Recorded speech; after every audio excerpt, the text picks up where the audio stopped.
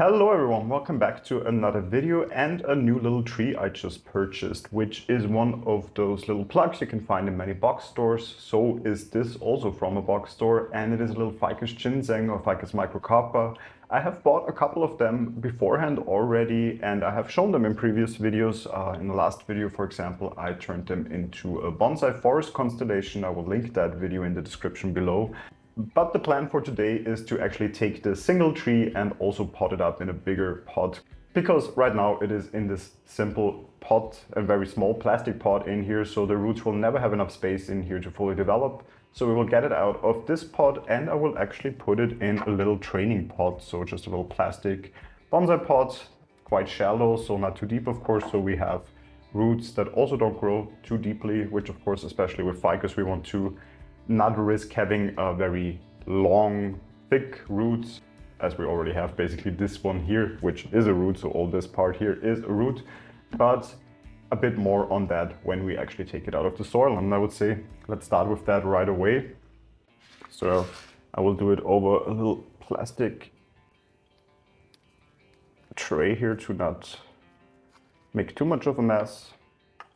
And you can see right away, there are some roots down here, so it doesn't look too bad. I have seen worse than that actually on many of those plugs I've brought home previously. They always pot them quite deep into the soil. If you look at this here, we're still not really at a point where we see any roots or any feeder roots coming off of here, so they do pot this very, very deep always in here. So let me just remove the soil. It's coco coir, I can see that right away. They often use coco coir because it retains moisture quite well, and especially for the long shipping before they really arrive in the box stores, it is quite well, so they don't have to water them, they don't dry up too early. But of course in your home that might be a problem then if they stay in soil that doesn't really drain well for too long. So always make sure to repot when you see a tree is coming in a soil mixture that simply is not fitting for what you are aiming for with this tree.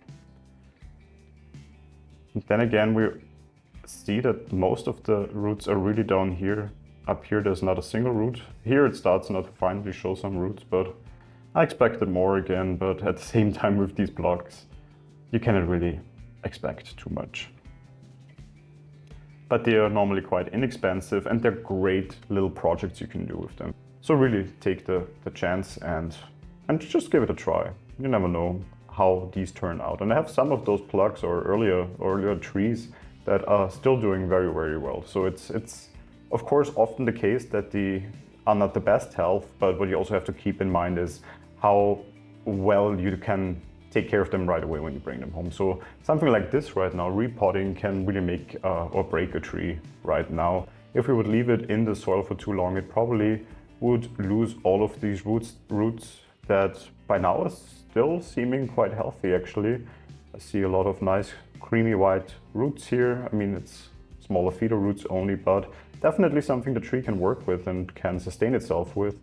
But if we leave it in soil that stays moist for too long and we develop maybe root rot then on this tree, then of course this is pretty much a lost cause. So simply give it a try.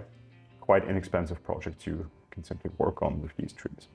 So I think this is all the soil I will remove. The root system is, as often is the case, simply not very well developed, but I think enough to continue working with it. And in this case, working with it is simply potting it up in this pot right here. So I think it already has quite a nice size to simply fit in here. I will pot it also a bit deeper because I can see that otherwise we would have a bit of inverse taper here. So we are not as thick at the base down here than I would have wanted. So I will pot it probably up to this root right here. Maybe we will have more roots also developing around here then, and then we can even at a later point cut back part of this, well, this lower part of the trunk basically, and then focus on this really nice and thick part here where we don't really have that much inverse taper.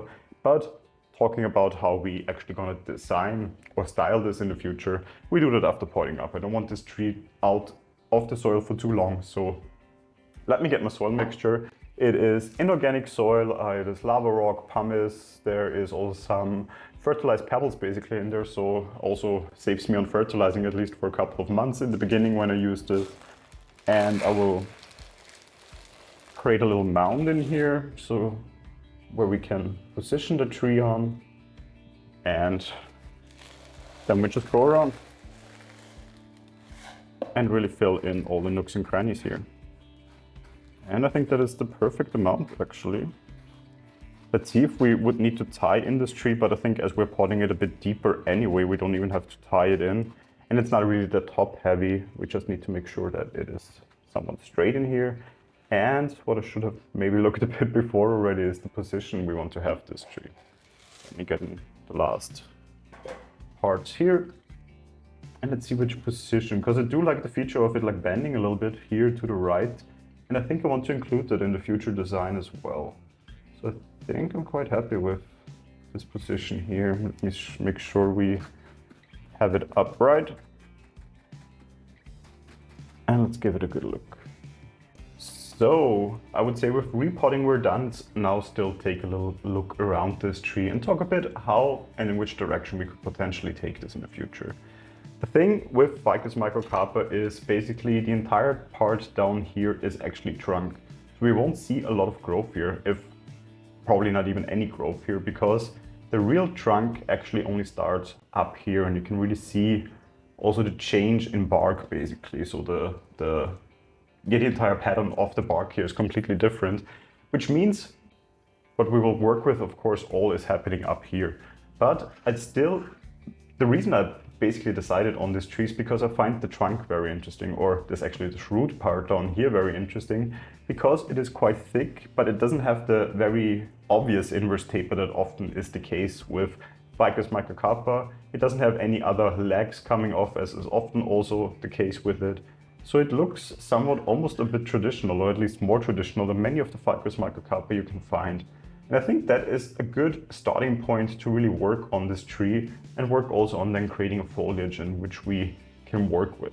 And my idea is, well, for now, for winter or cold season, actually just let this grow. We just settled it in here in this new pot. So the only thing I will do still today is water it and then basically let it in peace for at least a couple of weeks, couple of months. If I will see a lot of new growth, I might already start to do some slight pruning, but the real work, I would say, will start next growth season. What will we do is then, of course, in next growth season, really start to wire this tree. By then it should have settled in better in the pot. It has a lot of space now to create and develop roots. And of course, this will also help the tree simply to grow strong and healthy.